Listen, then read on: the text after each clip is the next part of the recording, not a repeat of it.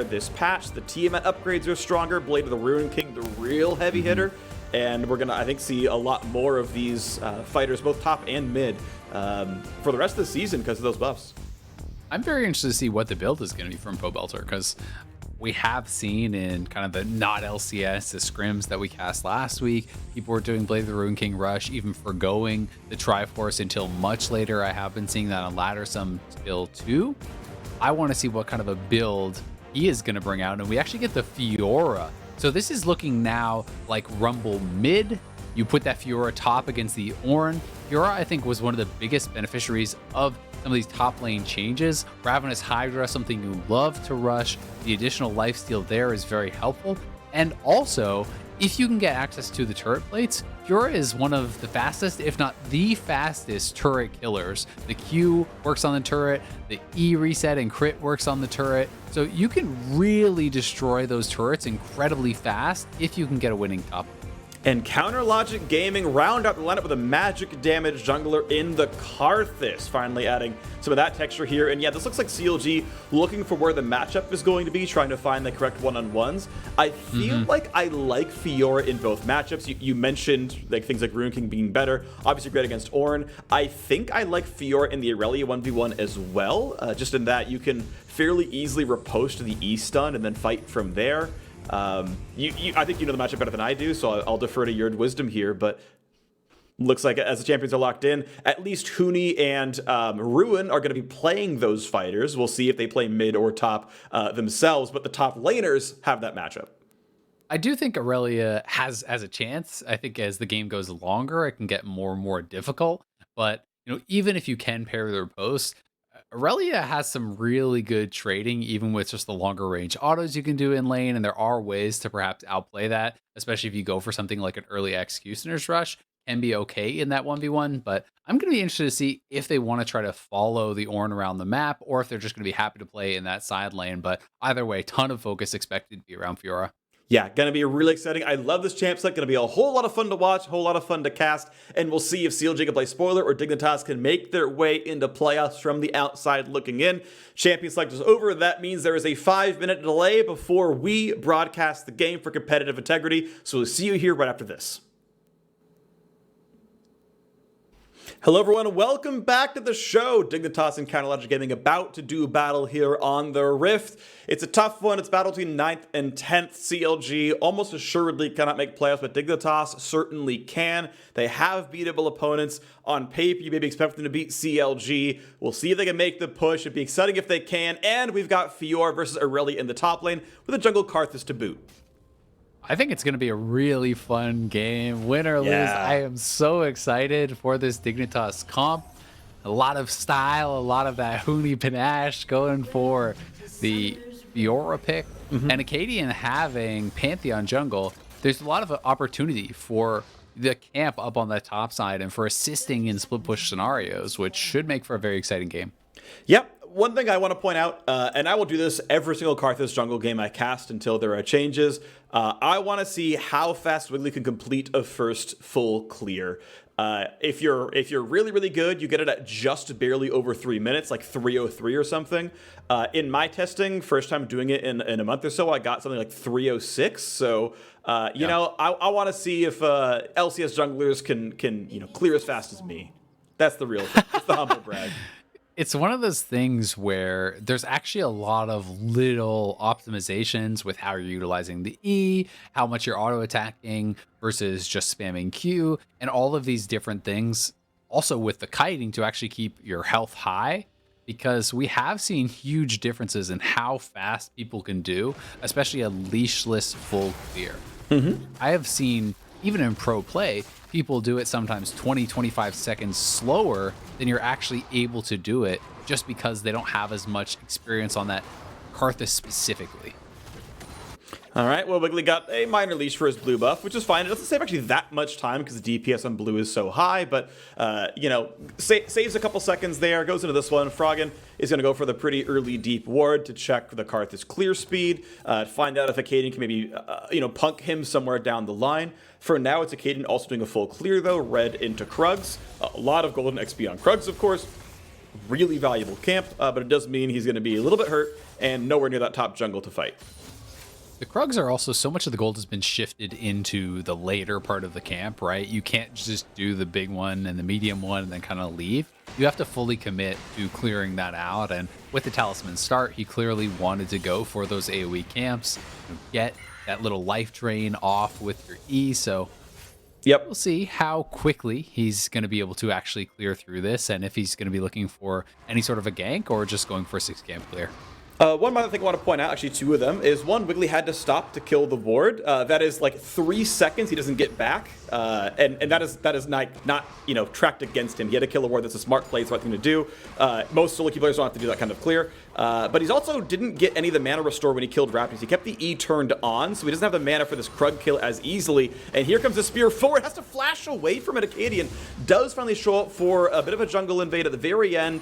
Doesn't actually manage to steal, I believe, almost any of the Krugs so far, as Wiggly's gonna fight with the Q. The flash combo comes in, there's no flash, get away, the E forward, and Akaadian just solo kills the enemy jungler. Wiggily, you knew he was there. What a great flash stun. Now Ruin's forced off the wave as well. And Akaadian single-handedly wins the jungle matchup.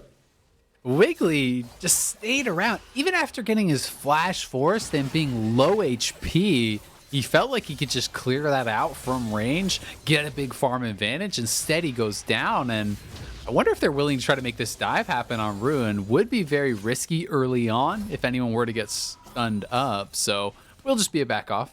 Yeah, and it does mean that it allows Ruin a pretty easy recall as well if that one doesn't get stopped. Watch that replay first. So this was after Wiggily had already flashed, and this is why it's such a dangerous play. Notice Akaadian charging up his passive, then going in, and when you have that full passive charge, your W+1 auto actually fully stacks Conqueror and gives you your passive back, right? You can charge that up incredibly quickly, so you can have the bonus damage on your next Q, and he just executed that combo really, really well. Absolutely beautiful. Akaadian grabs himself that blue buff now, and yeah, he's technically down a couple of camps, but I'll take first blood over a camp every single day. That's going to feel real comfortable. A good early start here for Dignitas. 400 gold is exactly what you expect off an isolated first blood, and that is the money that is earned there. Top lane farm lead, mid lane farm lead, bot lane slightly to CLG, but the part of that is the fact that the lane is already pushing. You would also expect Kaisa to lose to this misfortune. And oh my gosh, Wiggly's just getting assaulted. He's just dead. He's getting punched. He's just getting punched by a robot. Oh my word. I'm so sorry for you, Wiggily. Doesn't have any support from his teammates whatsoever. Mid was obviously pushed in. You expect that from Rumble versus Ornn, but that is such a rough start for the Karthus. Froggen won the mid lane so hard in these early levels that Pobelter had no ability to actually come over. Froggen didn't even have to use a summoner, didn't even have to use his ultimate. Pobelter was low health, so he couldn't actually roam over and help Wiggily out. And Wiggily, not only did he die for that first blood, he was down flash, so made for an easy kill here from Froggen. Only kind of positive thing to say for Wiggily is at least, we're tracking the timer. He was pretty fast on his first clear. Unfortunately, his first clear ended in his death. Yeah. Again, there's still micro points I want to bring up because I think it does talk about so much about how this game is going. Like, if that path is slightly faster, he doesn't get ganked quite as easily. He's got more health. The fact that he didn't get the mana restore off chickens mean he wasn't able to toggle the E during red buff, couldn't toggle the E during Krugs, and that actually made those camps slower. Because he didn't have the mana to afford Defile. There's actually legitimately clear speed lost in some of his plays, and I think this game goes a bit differently when you save 1 or even half a second in some of those fights. So that is something that I do think is worth examining. Either way, getting off the topic, Dignitas still feeling comfortable. Akaadian onto a very, very early Cloud Drake. Lost very little time in this one. Looks like mid is not going to have an answer, and bot is healthy enough that no one's going to stop this. Cloud feels really good for this Dignitas comp too. When you're looking around, almost everyone wants to be using their ultimate and has pretty long ultimate cooldowns. These are, well, obviously everyone wants to use their ultimate, but these are important ultimates that, having them up is going to be very, very impactful. Definitely agree. I do think it's going to be a good one for them. We go into Infernal second, and this is a very offensive heavy team, so those are Drakes that fit the mold of what these teams are wanting to do. Wiggily, of course, Doesn't have to give blue over. Want to really kind of point out that that was part of the team composition as well. Is think about the champions that CLG are playing. None of them are very blue hungry. Allows karthus not only to get the mana regen, but keep in mind that is 100 gold and in some cases a third of a level worth of XP that you don't have to hand over. That is definitely relevant when your jungler needs to be one of the carries. That is definitely part of the composition. Props to CLG for identifying that in the draft. But it's still going to be a rough one for them, down 700 gold off the 2 solo kills, and Dignitas now roaming topside. Oh, this dive would be huge. Ruin has such a big wave at his turret and no teleport, so if you die here, it really sucks, and it looks like he's probably going to. The Q is on cooldown, couldn't get the reset off the minion. There's no way away from that one. Huni takes the rest of the gold, gets the pluric, and gets back up at the top side. Wiggily not going to be able to turn any of this around. Ah, look at all those minions. That is like 3 stacked waves at least. Going to be dying to that turret. Maybe Wiggily collects some of it. But still, in that 1v1 for Ruin, you are really put behind off of that, because if he could collect that farm, he's actually doing great. He would have the early executioners. He would actually be up in CS if he picked up all of it. Instead, the wave's going to be pushing away from him. He's down farm, and Huni is going to be sitting in a really good spot. And this was just started up very well by Froggen, putting the ultimate here along the turret. Ruin flashes out of it early, but everyone is on top of him. Huni able to get that trigger of the ultimate as Ruin does die to heal up a little bit more. And no danger of going down. Doesn't even have to flash. And that fight is legitimately different if Ruin has his Q available. Was about 20 health off getting the reset of the melee minion. That is a lot more damage. It's more healing as well. That fight honestly looks different. These little small things, honestly, very, very small edges are turning these fights from at least getting an answer kill or at least getting away from the jungle gank. And now again, Froggen aggressive under the tower, but Wiggily can challenge the ult here. Does it have you come back in time? Can he get the shield? Does so. And of course, Dark Harvest already on cooldown. With 100 health to spare, Froggen walks away. The overheated scrap shield just barely enough to keep him alive. But Ornn ulti, can he snipe him? Is it? Oh! So close. Froggen had to burn the flash. Honestly, yeah, okay. You can't really do any better than that, Pobelter. The flash will always get away from that one. But at least it's summoner down. Well done from Pobelter. He probably assumes the flash was down, but I don't know that they actually had vision of the summoner being used. I'm not sure if it's one of those where you can see the animation in fog or not. I shouldn't be able to. Similar to how, you know, with Baron, you can see animations where people are hitting that. So either way, they force out the summoner. Froggen now down both of those. Huni up on this top side. We'll be looking to actually play pretty aggressive, I think, in this. You want to kind of poke down the Irelia, you know, utilize those vital hits, get him fairly low to a point where you can then threaten the ultimate and all in. Gets 1 Q in, but again, Ruin down a level is going to have a hard time actually winning the fight, especially with Akaadian back up at the top side. Knows he's there as the control ward comes down. Walks by the other one, and Ruin can't even survive a 1v2 under his own turret. He's pulling Nautilus over. There's going to be a nice W. The flash Q's not going to land. Ult comes in afterwards, but Akaadian might not be in that much danger. First one comes in. Here comes the rest of the squad. Ruin does pick up one, and look at him go for this one. Look at him go for the fight. You gotta be kidding me. Ruin and Smoothie win the 2-on-2. That is so huge for CLG. What a good roam by Smoothie, getting up to the top lane at the perfect moment. Misses the Q, but it didn't end up mattering. Ruin playing that very, very well. And despite all the attention that Dignitas put up to that top lane, Huni is now behind. He's down farm. It's 2 kills to 0. And the red buff going to Ruin. Also very interesting that Huni's actually going Blade of the Rune King. Wow. Yeah. It's a better item, right? I gotta point out, though, Dignitas are now behind. Okay, they've got a Drake, but they're down 300 gold. Keep in mind, almost all of their kills were unassisted, so CLG's kills are literally worth as much gold as Dignitas' kills, plus farm they've got in various spots. A lot of that, of course, being the jungle here for Wiggily. And yeah, Blade of the Rune King is better. Looking at the item, we gotta wait a little bit because it might be a gank. Ruin's in safety right now. Basically, there was more on-hit damage, like on-attack damage from the passive than from the raw AD, even before the buff. So, I mean, a really substantial part of this item's actual damage is in the passive. Also worth noting that champion health is honestly fairly high across the board, almost regardless of the champion you're actually playing against. That just doesn't actually change that much between champions, so it just is a very effective item.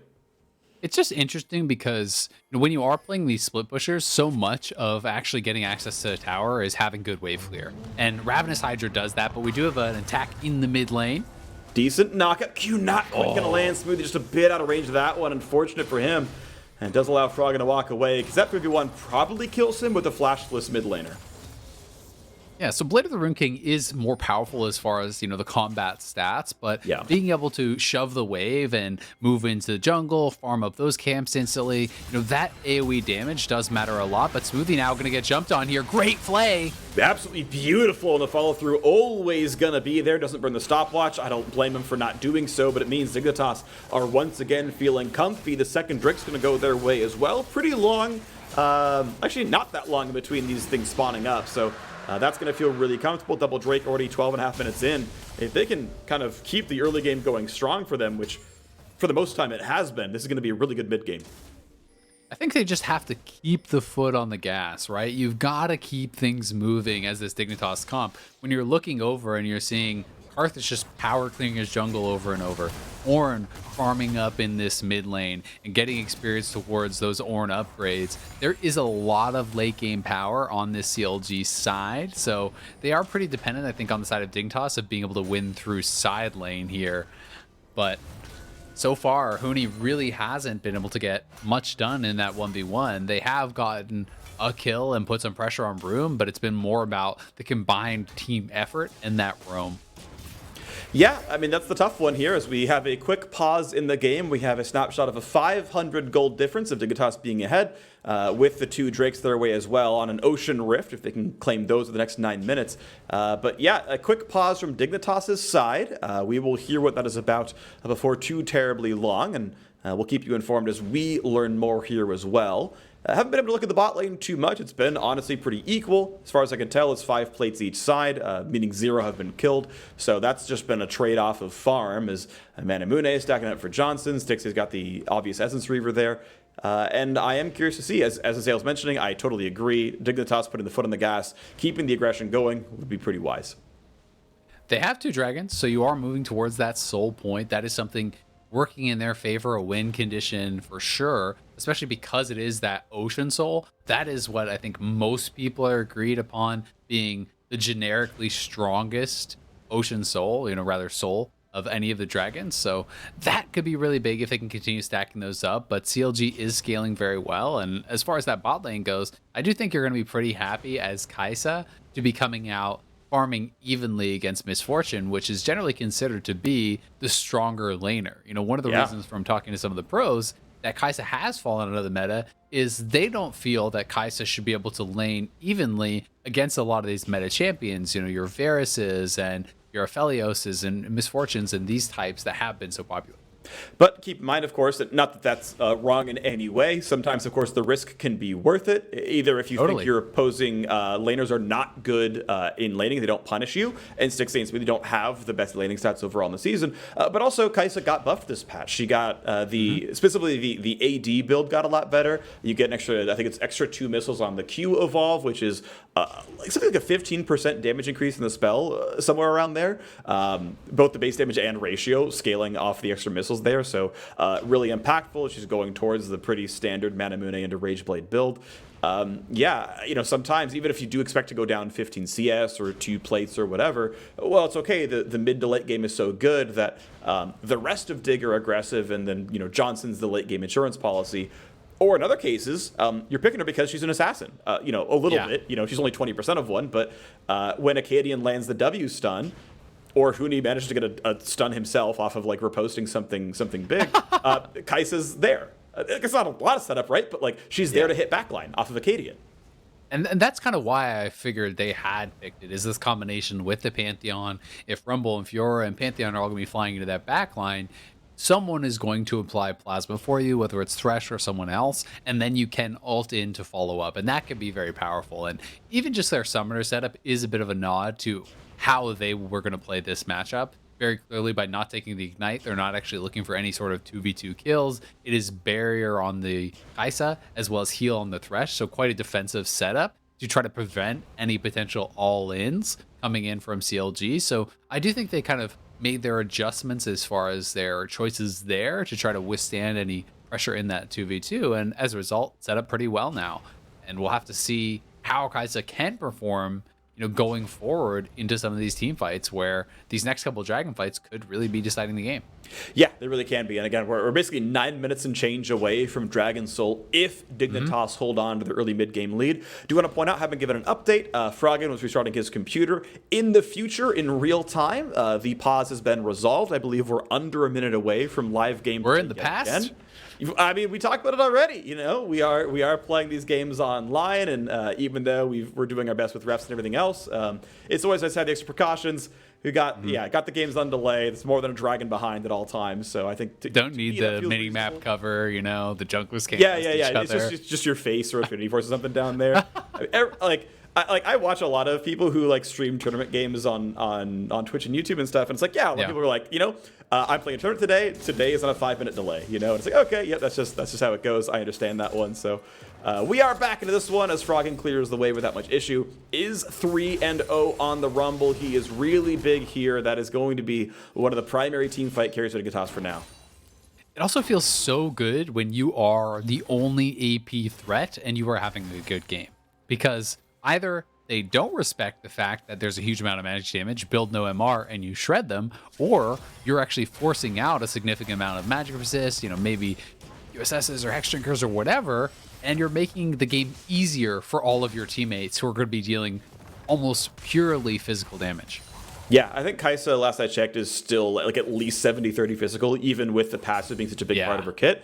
And the W exists and everything especially else. with a build like this. Yeah, absolutely. I mean, Menamune's on hit is physical damage. She's obviously building raw AD. Q is a bigger part of the kit as well. And now Ruin, you can see the kind of damage available there for Huni.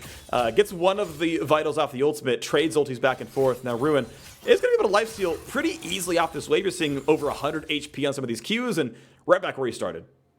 And it is Blade of the Rune King for Ruin here too. So question answered. People just feel that this build is so strong.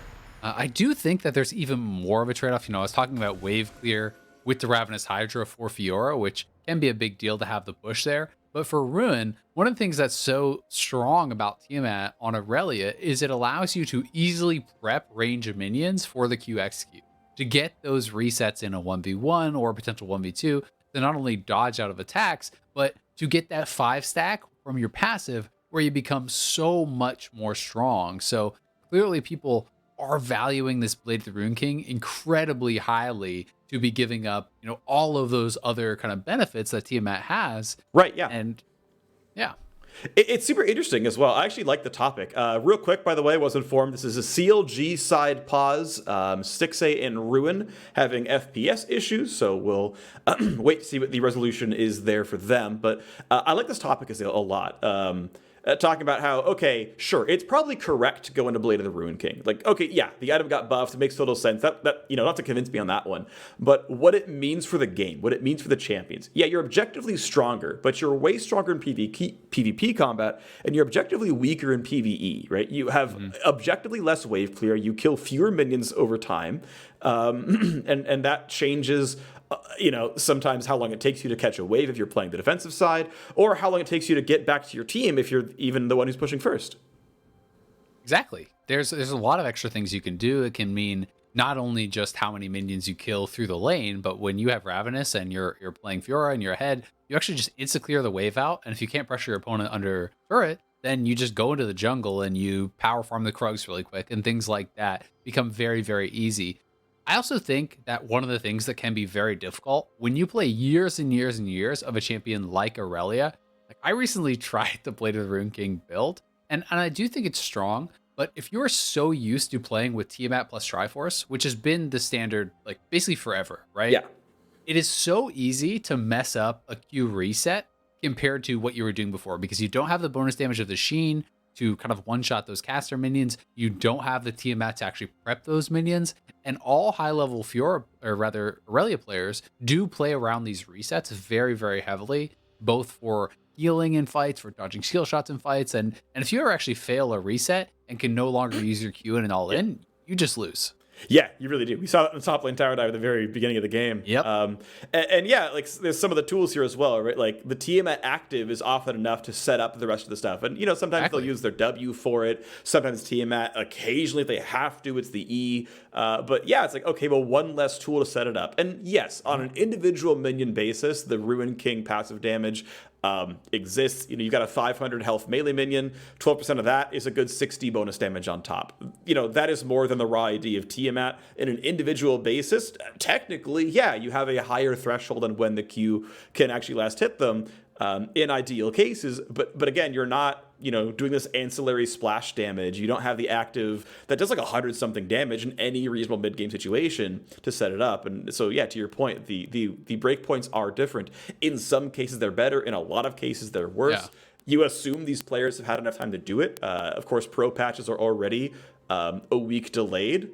So like they've been playing solo queue and nothing but solo queue for the last week and a half. With these changes in, they're clearly, as far as I can tell, more than comfortable with these champions. But it is something to point out that sometimes the muscle memory changes. Sometimes the game plan just has to be different. And Triforce is delayed quite a lot too, right? Because traditionally you would just go Tiamat and then stop on that on Irelia and go straight into your Triforce. And some people just skip that and rush straight Triforce. So, with the completion of the Blade of the Rune King, obviously you are pushing that back. You're not just going to go Bilgewater Cutlass and stop there and then go towards, a Triforce. It doesn't really make sense. If you're going to go that build path, you want to fully commit to it. But just a little update for you guys. We are getting some computer restarts. Hopefully we'll resolve the FPS issues that CLG are having.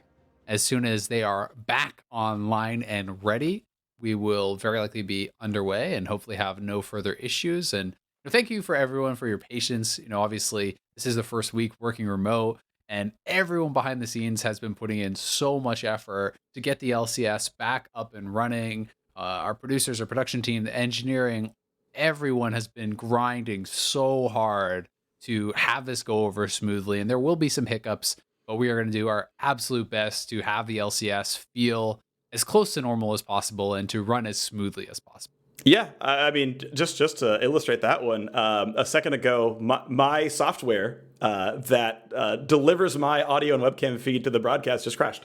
I've loaded it back up. As far as I could tell, I'm still broadcasting. Otherwise, Azael is awkwardly pausing as we have a different software that lets Azael and me hear each other because we're receiving a feed in to our homes and then broadcasting it out, and then our awesome engineering team is splicing those together with the program feed and then resubmitting that back out to the actual streams. We can't wait for each other's program feed to hear each other, or there's like 18 seconds of delay and it's just not possible. So my feed that went out to the rest of the world dropped for a couple about 20 seconds there. Thankfully Azael was monologuing, so it was perfect, and hopefully no one knows anything happened. My turn now. Yeah, it is. Yeah, hopefully. Can't wait for hopefully no one knows it happened after you just spent 30 seconds talking about what happened. Yeah. You're like, I hope it's a secret. By the way, let me explain what happened. Yeah. Oh my. All right. Well, it's okay. We're fine. You played yourself. Look, I would have done it if you hadn't just talked about the fact that we're doing this from home and there's going to be hiccups. And mid-sentence, the software crashed. Like, it couldn't have been better timing. So I had to bring it out. That's pretty funny. Okay, in the real world, like we're not already. The real world of League of Legends. In Runeterra, we're waiting for Ruin to reconnect. That's really what I meant, is that like the human of Counter Logic Gaming's top laner is returning to the game. Obviously, Irelia is still on the Rift. So we should be getting ready checks pretty soon. We should be getting ready to go back into the game pretty soon, which is good. That's exciting to me. And obviously, the game hasn't moved a lot in the last several minutes. So if Irelia is still on the Rift, but just not able to move, is it just like Ruin is the soul of Irelia? Yes. Irelia is just this husk that's still just there? I think that's exactly what it is, yeah.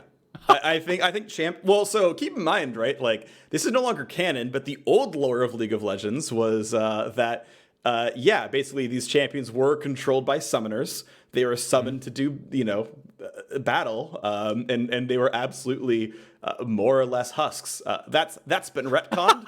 Summoners no longer exist. These champions just are doing battle, and I don't remember the lore well enough to tell you any more than that. What if I wanted you to go longer on the lore? It would not be the right time be a for disaster. it, unfortunately, and True. especially with the game Okay. resuming here. I think there's more important things We're going back. on. We are There back. are more important things going on. That's Yeah. true. Shout out Ionia Boot Lucidity, by the way, which was an actual lore match where Ionia beat Noxus for control of some territory. Oh, And then we stopped having that. those things happen. today I learned. Yeah, there's actually flavor text on the item. It's like in commemoration of Ionia's win over Demacia or of Noxus in like 22 current era or whatever. So next time All you're right. gonna game of League of Legends. read the flavor text. Okay, I will. Great. Back to the start. Back to the Ulti. game. Ruin. They're gonna die. Ulti, Ruin, gonna be tagged, gonna be stunned. Is there a way out? He hops around with some minions. He's actually maybe. No, he's not walking away. Akaadian claims the kill with a shutdown bonus over the top. Dignitas 5 and 2 in this game. Great dive up on that top lane. They've got to keep going back to Huni. They need to keep him in a position where he can play aggressively. Unfortunately, he's not picking up these kills. He's just getting assists. So really not getting as much out of it as you would like. It's still pretty good having the kills on Akaadian, but Pantheon's going to fall off at some point. Yeah. And that is something that is a bit of a concern. You definitely would prefer to have that on Fiora. 100% of the time, that is always going to carry you better. Tiamat comes through. We got the item in. There we go. The waves are coming over the top. Of course, the poor Ruin, despite his double kill, is so far behind with 2 turrets gone that he can't finish Ruin King yet. That's going to suck. Obviously, the fact that he upgraded boots, he stopped by Executioners, he's done other things in the build, but still does not have that all-important power spike, and that is going to be rough. So we'll see, though. Huni got some turret gold. He's feeling real comfy. I'm interested to see if Huni's going to go Tiamat into Triforce now, or if he's going to do something different, like full complete a Ravenous or even a Titanic Hydra with that Ruby Crystal. I kind of would prefer just Triforce from here and just sit on the Tiamat for wave clear. I don't think you need the additional lifesteal when you already have the Blade of the Rune King, so we'll be interested to see where he does go. Yeah, I'm very curious about this one, honestly. I could honestly see it being any of the above. I think Ravenous Hydras for someone like Fiora, I think Ravenous's buffs were bigger than Titanic's buffs. I don't think there's a reason to go Titanic Hydra on this champion. But the mana pool and CD are obviously really good on Triforce, so I agree with you on that one. There we got to see the glimmer of when Froggen reconnected on the screen a second ago. But he's on double flat pun already, plus Leander's already completed. He's obviously huge right now, very easily able to wave clear if there's any dive. The ult does 1,000,000 damage. Them CLG just, it really feels like don't have good tools to stop what Dignitas are doing. They do have engage, but they have to feel that they're in a good position to actually force it. And right now, no one's answering Huni. They dropped the Rift Herald mid to put pressure there. Rune was there to respond, but at the same time, Huni's actually on the inhibitor turret, so will have to back off. And CLG do claim a dragon for themselves, so critically slowing Dignitas's march towards that Ocean Soul. That would have been their third dragon, and I'm a bit surprised to see Dignitas didn't prioritize going for a soul. Yeah, but they're going to get this kill in the mid lane and the second turret as well. Smoothie's stopwatch buys a couple of seconds. The re-engage comes across as well. Maybe it's enough as up comes the ultimate as well. And it's 1 kill so far over to Huni. Going to be running away, flashing over the wall. Ruin's going to drop as well. 2 for 0. Nice knock-up from Pobelter as Froggen is running for his life. Doesn't have any summoners or ulti left to get away. But it is a 2 for 0. 2 turrets taken down as well. And Dignitas, I'll take that trade for a dragon every single time, but it does come out well for them. That is looking really good for Dignitas, despite the fact that Ruin got into the backline, had so many Q resets. Now they're diving onto Wiggily, but a lot of low health bars here for Dig. They gotta run. The man has flash and a lantern gets him away anyway. Wiggily was able to be safe the whole time, walks out, might get his own blue buff. They're gonna hold on to it, and Wiggily does grab that one. Level 11 on the Karthus, has yet to get himself into much. Ruin had a pretty good team fight, but the problem was CLG had no ability to actually follow up on what he was doing. He was so far ahead of the rest of the team, and he kind of used his engage to really, cover the retreat of Smoothie. Had Stixxay been in a position where he could actually get a bullet time over top, maybe they could have picked up some kills, but it just resulted in him going down, and low health bars on Dignitas didn't really amount to anything. Rough stuff there. Wiggly going to be spotted out. Of course, he's got the rest of the squad around him. They know Aphromoo is kind of alone right there. Don't expect for seeing that steal, but, here comes the Q. All right, picked up. But Froggen That's an easy answer. Just the burn itself. You saw it, he turned away. He knew it was enough. Wiggily flashed in a line, not perpendicular, and took pretty much full damage from Equalizer there. And oh boy, their jungle is going away. Poor Wiggily, 0 and 3. Cool guys, don't look at explosions. Froggen just walking away with the burn on Wiggily there. Gets the flash, takes the kill. Wiggily clearly shouldn't have flashed, but did feel like maybe he could get out and ends up going down, wasting the summoner, which is pretty critical because if you are looking for any type of 5v5 team fight, having flash on Karthus to actually access the backline and even just die in a good spot is pretty critical to getting use out of your passive. Yeah, it's a really big deal. Totally agree with that one. So that sucks. It's been a rough game for Wiggily, and that's too bad. I hate to see players having kind of a lackluster season. It feels like Wiggly's been having a lot of that one so far in 2020. We'll see if he can turn it around a bit more. He was such a big part of CLG's 2019 summer split being good. And sadly back to his old spring split ways. Again, a dive comes. Oh, here we go. Big damage for Akaadian. Gets queued back. Smoothie gonna get hit by the hook. Aphromoo, a nice pickup there. But CLG feeling tanky. Equalizer Ruin's behind on them. the backline cuts him off. Froggen gets one kill picked up. Knockups come over. Ruin's here as well. But he doesn't feel like he can fight. Gets away from Aphromoo. Just a simple one for 0. Stixxay could not survive that fight. Yeah, Ruin looked like he had a promising flank, but the ultimate actually only landed on Aphromoo, and then he missed his stun, so had no real ability to continue the fight. And the big problem is that was a 5v4 for CLG that they lost.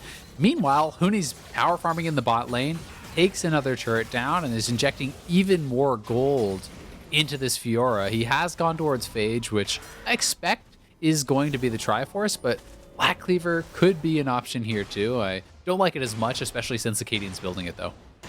Well, right now the games, as far as we can tell today, at least, are going to expectation a little bit, at least based on Elo here. Dignitas, being a couple of wins over CLG, a little bit expected to win this game, even though the most recent results haven't been in their favor. If Dig close this game out, they are tied with Team Liquid and Golden Guardians for 7th. They would be only a single game away from a chance at a playoff spot with 3 to play. Like, this is a must-needed win. They are in position to claim it, and this is maybe that very, very late resurgence of 5-game loss streak finally maybe ended here today. If CLG dropped, by the way, they would be guaranteed locked out of playoffs. They would cap at 6 wins. 6th is already at 7 wins right now. It definitively ends the spring split playoff hopes for CLG, even if it was already slim coming in. It's also been so interesting, with that week off due to going remote, we've seen more of these crazy team fighting kind of comps. Like, we've had more variety, right? We have a lot of team fight that we've been seeing, but we have had the Calista top for Licorice, we had Fiora top for Huni, things that we had not seen yet, that is kind of moving away from the team fighting towards split push style, towards focusing on top lane, and I wonder if that extra week of preparation gave it to him. Nice riposte by Huni, stuffs Smoothie down to half HP. They don't quite go for the play, but the team is grouped up. Pantheon has the ulti available. This Drake is live and ready to be fought for. It's CLG kiting it back. Can they land the smite? Go for a quick hit over there on the top laner. Huni has to cut away. Ornn hits 2 knockups, and Huni forced completely out of the fight. Lantern able to resuscitate him here, and that means numbers advantage for CLG for a little bit. Can the smite come through? Nicely picked up by Akaadian. Puts them on soul point. Wiggily had the ability to smite that one. It was his team dealing the damage, but it's Dignitas jungler coming out on top. Great job by Akaadian there, smiting that away, because Dignitas wasn't really in a position to fully commit to the team fight. Froggen didn't have his ultimate, and they didn't want to fight without that, so it was just going to be down to this 50-50. They do get it, and are now on soul point. Another win condition added in here for Dignitas, as Froggen may spot Wiggily. He may know what's going down. He obviously sees the wolf corpse, and yep, just ulties into Fog of War. It's not going to be enough damage. Wiggily able to walk away and still at half HP. That wall might be enough. Ruin gets his own slow. Going to look to try to get an E-range, but he can't quite do it. The empowered Electro Harpoon, too big of a slow. Ruin on Ninja Tabby to fight the top laner, not the Berg Treads you talked about. The difference in damage types on the team. Can't break the slow in time. Not able to get in range for the stun. Does get pushed back. We can see Pobelter now kind of getting to those levels where he can start upgrading for his team. Obviously, that all got pushed back. but soon he will be able to upgrade the Infinity Edge for Stixxay. He has his own double upgrades for himself, so things looking a little bit better now for CLG when you're counting in all the additional gold from that. You know, it's 3,000 plus gold of stats on the items that Pobelter has added in. It's an additional 1,000 or so for Stixxay. So when you're kind of adding that in, the gold lead doesn't seem so big anymore. And despite the fact that it's a 0-3 Karthus is farming well and is very high level. So you're still going to have a lot of impact on this game. And because of that, CLG still has a chance. You look at XP overall, top lane is a 1-level lead, mid lane is equal, bot lane is a 1-level lead, support is a 1-level lead. So not that far behind in XP. The important levels are done, like points in Wind Wall don't do very much, or not Wind Wall, sorry, but Wall of Pain for the Karthus don't mean very much. But there is another chance at a catch here. Pobelter in a bit of a 2-on-2. Akaadian gonna be knocked up. This could be a chase down. Doesn't have the flash it away. Goes in for a bit of a combo. Damage for Smoothie. Gets someone to heal over the top as well. Ruin now comes in for the fight, and CLG outnumber Dignitas, but isn't going to be enough. Johnsun comes in for the fight, picks up 2, and goes right back out with the Lantern, kind of saving a bad team fight. But here comes Huni. He wants in. 3-on-3 here. Do Counterlogic Gaming have the numbers? Do they have the damage? Already it's a 1-for-1. Now down to the 2-on-2 as Johnsun flashes away. Stays just barely alive, and Pobelter on a tank is not going to have the damage. He's going to get picked off at the end. A triple kill for the AD carry of Dignitas. And that is actually, I believe, an unofficial penta. I think he got the first double at the start of it. End of the day, Dignitas taking another team fight. Huge team fight win there for Dignitas. Johnsun cleaning up, and a lot of credit deserved by Akaadian and Froggen for how long they were actually able to delay.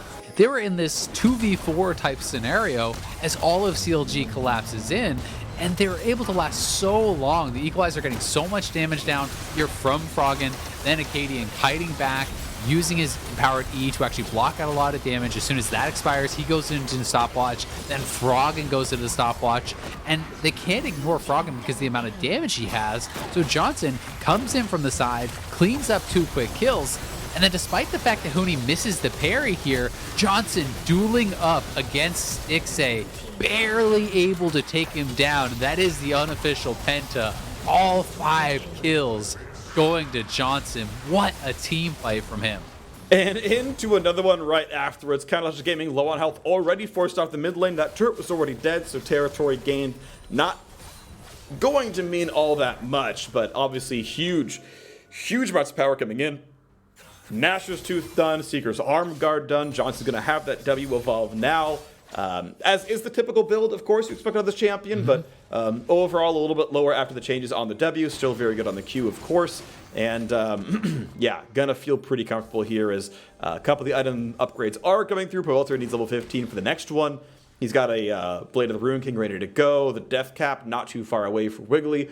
So yes, growth is still coming in for CLG, but Dignitas time and time again by pretty slim margins using those leads to get ahead. And now Huni gonna have a really good chance at getting all 4 vitals here. Big healing gonna come through. Doesn't chase down though. Smoothie was right there.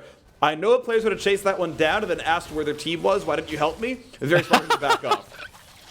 I may be one of them. And Huni, you could have expected to be one of them too, honestly. He's kind of that crazy player that will always look for the outplays, always look for that aggressive move, but all of CLG were coming, so does back off. You know, you can see that he is putting out a lot of damage though at this point. He has the Triforce, Blade of the Ruin King, plus the Tiamat. Really strong point in the game for him. And you can see over for Stixxay, he's doing this kind of BF stacking build, which can give you incredibly powerful ultimates. You have so much flat AD with these types of builds. I have actually seen even just the kind of quad BF sword build. And look at Smoothie though, just getting lit up there as Huni is on this dragon. And this is looking like it'll be Soul for Dig. Attempt here for CLG to come in, already chunked so low by the Equalizer. Soul is grabbed, and that region's going to be massive. Is there a fight to be had for CLG? Already one of them's going to drop. Aphromoo chunked low by the bullet time, but there's some backline access. Wiggily gets the kill on a Huni. That is at least one thing picked up. Stixxay can't survive it. The kill off on a Wiggily himself, and the ulti not quite going to find the kills. The team regenning enough. There's only 2 left alive on CLG's side, running for dear life. Will they have the next little bit? Q's going to come in for some damage. They aggro the Baron. He's not going to find the knockup though, but they will find the double stun. That means there's no chase down quite to be had. The regen still coming through though. Akaadian's going to feel healthy. They're trying to run away. Ruin's second stun comes in soon. Not going to matter here, but it does mean Dignitas with 4 still alive can easily go look at Baron. Yeah, they're going to grab this Baron, no problem. Johnsun will shred through this, and so much of that team fight was just about the equalizer that Froggen got early on. He roasted CLG with a perfectly placed equalizer. All of CLG was just kind of in a line in mid lane, and the amount of damage he had to have put out in that team fight was absurd. Absolutely a ton right there. They waited for the Huni reset. They waited for him to revive, I should say, and he came through. Now he has the Baron buff. Did go Triforce, as you were guessing, Azael, correct on that one, as Dignitas are, it's almost unlosable now. 10,000 gold lead. Ocean Soul is so good when you're ahead.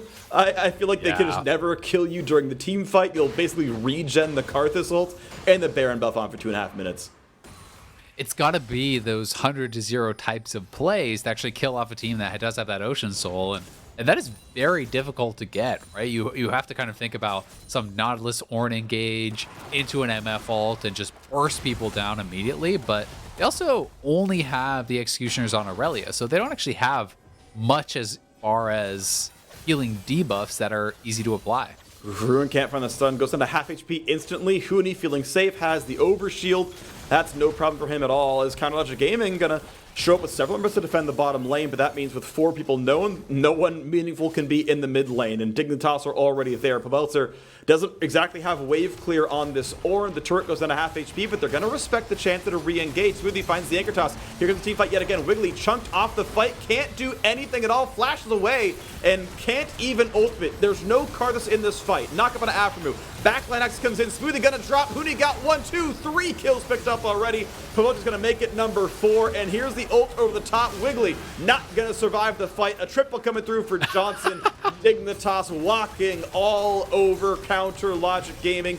31.5 minutes in. The playoff hope is still alive. They are just a game behind 6th place, and they do it by eliminating Counterlogic Gaming from playoff contention. The Nexus turrets fall. An amazing game from Froggen. Akaadian got first blood of the jungle invade, and Dignitas just maybe back on form.